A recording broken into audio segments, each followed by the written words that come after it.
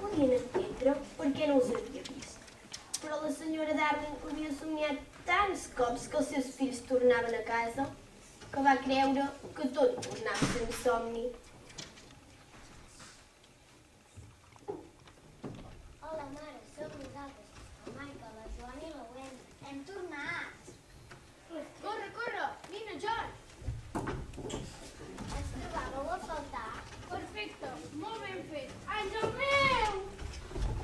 Mama o papa, us petits els nens perduts. Puc quedar-me'ls? No sé, John. Pensen les despeses. I en els veïns. A la por als veïns i a les despeses! Benvinguts a la família! Això ajudarà amb les despeses? Qui vol muntar cavallets? Jo!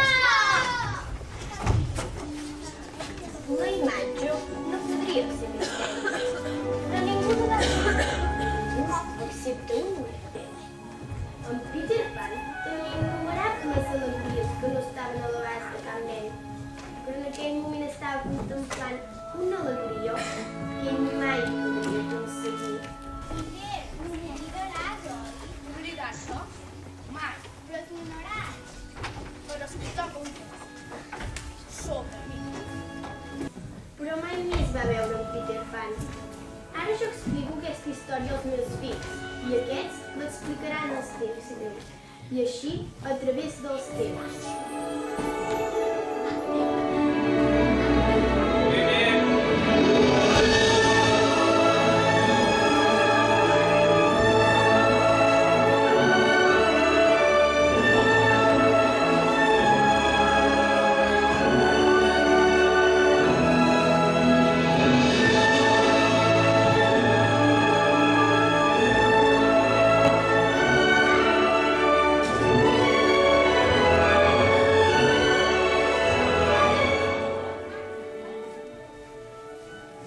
Perquè tots els nens creixen, excepte un.